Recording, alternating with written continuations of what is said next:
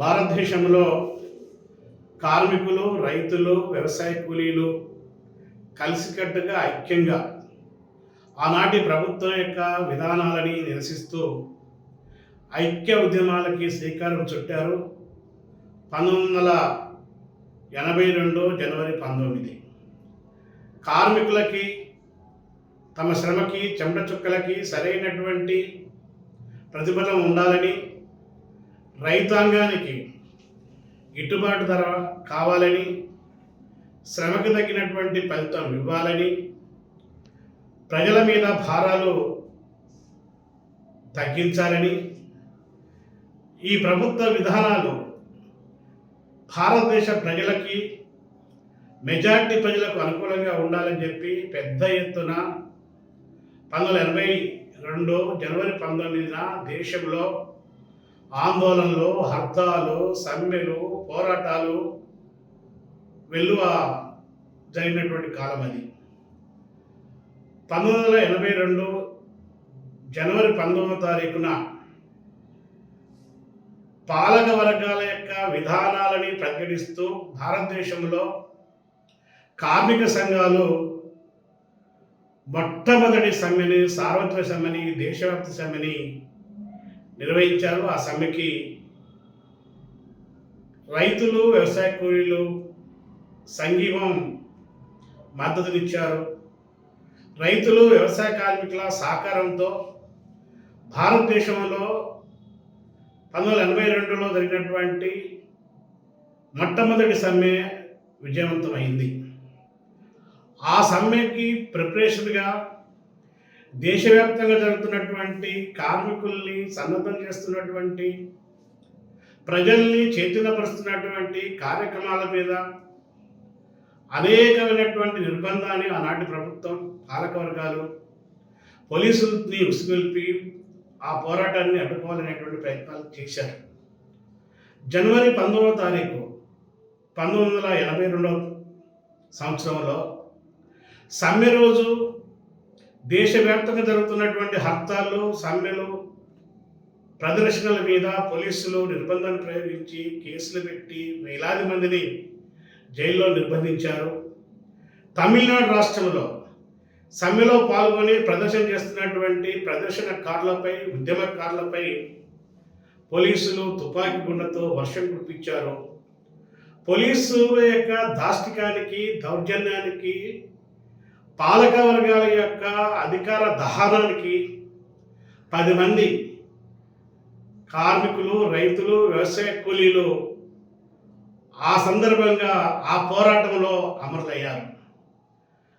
1982 నుంచి నేటి వరకు 44 సంవత్సరాల పాటు ప్రతి సంవత్సరం జనవరి 19వ తారీఖుని కార్మిక కర్షక ఐక్యతా దినోత్సవంగా సిఐటియు, దేశంలో కిసాన్ సభ, రైతు సంఘం, వ్యవసాయ కార్మిక సంఘాలు పాలక వర్గాల యొక్క విధానాన్ని ప్రకటిస్తూ పాలక వర్గాలు అనుసరించేటువంటి నయా ఉదారవాద విధానాలని, మతోన్మాద విధానాలని ప్రకటిస్తూ ఈ దేశాన్ని రక్షించాలని, ఈ ప్రజలకి కాపాడాలని చెప్పి ప్రతి సంవత్సరం జనవరి 19వ తారీఖు 44 సంవత్సరాల నుండి కార్మిక కర్షక ఐక్యతా దినోత్సవాన్ని నిర్వహిస్తూ ఉంది.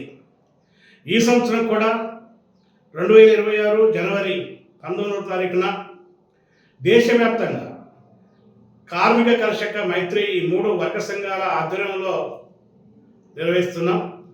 ప్రత్యేకించి తెలంగాణ రాష్ట్రంలో సిఐటియు తెలంగాణ రాష్ట్ర కమిటీ, తెలంగాణ రైతు సంఘం, తెలంగాణ వ్యవసాయ కార్మిక సంఘం, ఈ 3 సంఘాలు మోడీ అనుసరిస్తున్నటువంటి విధానాలు, రైతు, కార్మిక, వ్యవసాయ, పేదలకు వ్యతిరేకంగా ఇస్తున్నటువంటి విధానాలని ప్రతిఘటించడానికి, పెద్ద ఎత్తున పోరాటం చేయడానికి తెలంగాణ రాష్ట్రంలో ఒక ప్రత్యేకమైనటువంటి కార్యక్రమాన్ని తీసుకొని ప్రజల్ని చైతన్యపరిచేటువంటి కార్యక్రమాన్ని తీసుకున్నాం.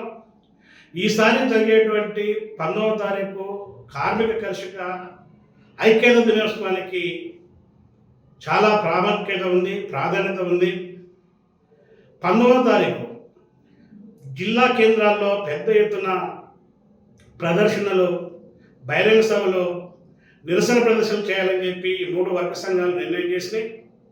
అన్ని జిల్లా కేంద్రాల్లో 19వ తారీఖున వ్యవసాయ కూలీలు, రైతులు, కార్మికులతో పెద్ద ఎత్తున భారీ బహిరంగ సభలు, ప్రదర్శనలు నిర్వహిస్తున్నాం. ఈ సభలకి అఖిల భారత నాయకత్వం, రాష్ట్ర నాయకత్వం, జిల్లా నాయకత్వాలు దీనికి నాయకత్వం వహిస్తాయి. ఆ సభల్లో పాల్గొంటారు. 19వ తారీఖు జరిగేటువంటి కార్మిక కర్షక ఐక్యతా దినోత్సవం సందర్భంగా జరిగేటువంటి ప్రదర్శనల్ని, బహిరంగ సభల్ని జయప్రదం చేయాలని చెప్పి రైతులకు, కార్మిక వర్గానికి, వ్యవసాయ కూలీలకు, పేద ప్రజానికానికి విజ్ఞప్తి చేస్తూ ఉన్నాం. ఈసారి కేంద్రంలో ఉన్నటువంటి నరేంద్ర మోడీ అనుసరించేటువంటి విధానాలతో దీని ప్రాధాన్యత పెరిగింది. కేంద్రంలో ఉన్నటువంటి బీజేపీ ప్రభుత్వం అధికారంలోకి వచ్చే ముందు ప్రజలకు ఇచ్చినటువంటి హామీలన్నీ తొంగలో దొక్కింది. ఇచ్చినటువంటి వాగ్దానాల్ని గాలికి వదిలేసింది. ప్రజా సంక్షేమాన్ని పట్టించుకోవటం లేదు.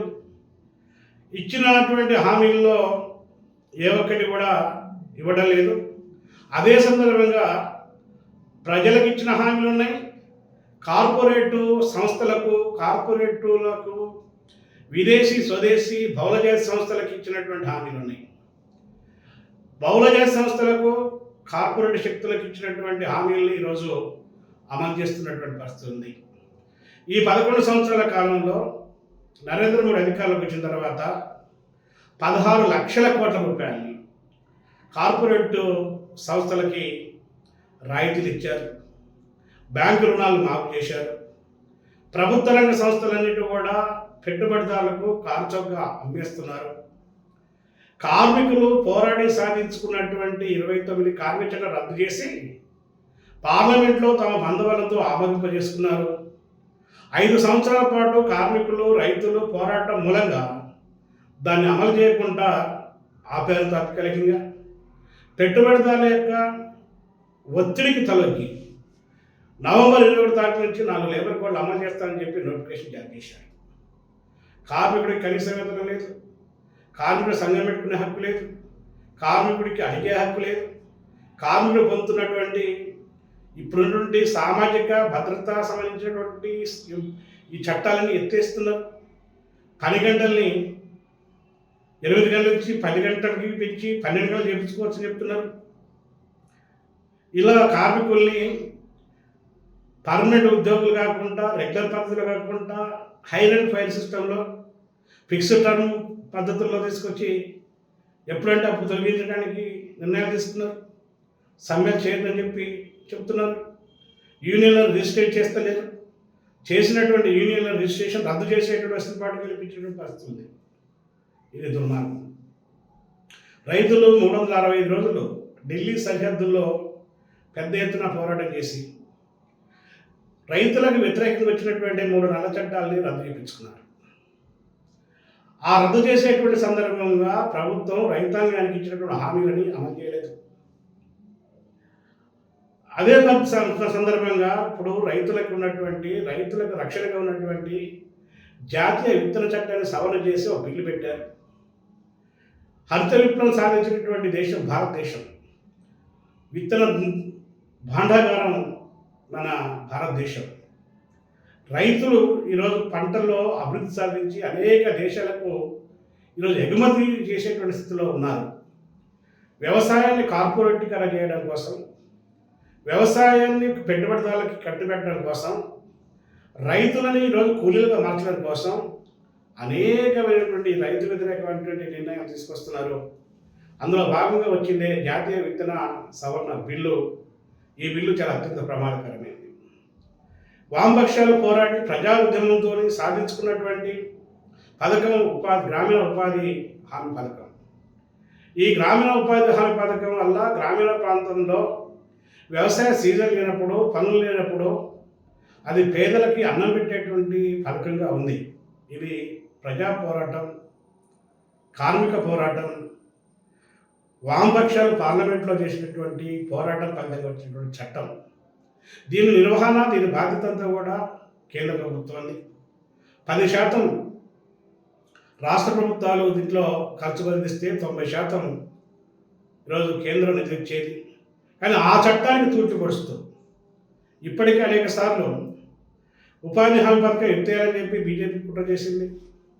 ఉపాధి హామీ పథకాన్ని యంత్రాలతో చేయించాలని చెప్పి ప్రయత్నాలు చేసింది.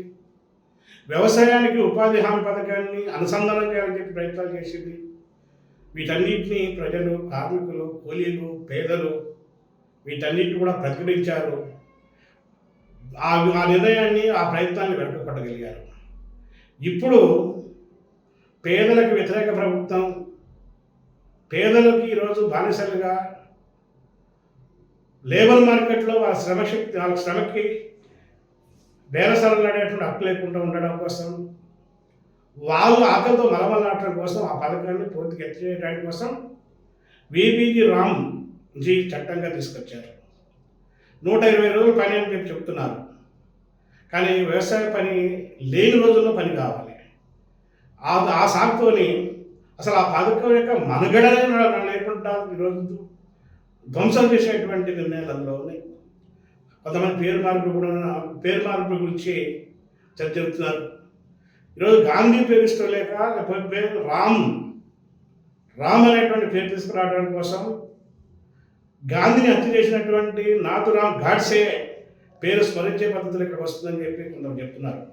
పేరు ఏదైనా కావచ్చు, ఆ పథకానికి ఉపాధికి గ్యారెంటీ ఉండాలి. కూలీవాడికి పని హక్కుకి గ్యారెంటీ ఉండాలి. అట్లా గ్యారెంటీ ఇచ్చేటువంటి పథకం ఉపాధి హామీ పథకం. ఆ పథకానికి సవరణలు చేసుకొస్తూ, పేరు మారుస్తూ ఆ పథకానికి ఇచ్చేటువంటి బడ్జెట్లో కోతలు పెట్టారు. 60% కేంద్రానికి, 40% రాష్ట్రానికి బాధ్యత చెప్తున్నారు. ఎక్కడ పనిచేయాలో, ఎప్పుడు పనిచేయాలో నిర్ణయించే అధికారం కేంద్రాన్ని చెప్తున్నారు. లోకల్గా, స్థానికంగా ఉన్నటువంటి భౌతిక పరిస్థితులు, భౌగోళిక పరిస్థితులు బట్టి పనులు ఉంటాయి, పంటలు ఉంటాయి, వ్యవసాయ పనులు ఉంటాయి, సీజన్లు ఉంటాయి. అవి కాకుండా మొత్తం రిమోట్ కంట్రోల్ అంతా కూడా అక్కడ పెట్టాలని చెప్పి చెప్తున్నటువంటి పరిస్థితి ఉంది. ఈరోజు విబిజి రామ్జీ అనేటువంటి పేరుతోని మొత్తం ఈ పథకాన్ని సర్వనాశనం చేసి పేదలకి ఈరోజు కడుపు కొట్టాలనేటువంటి ప్రయత్నం చేసుకొస్తూ ఈ చట్టాన్ని తీసుకొచ్చినటువంటి పరిస్థితి.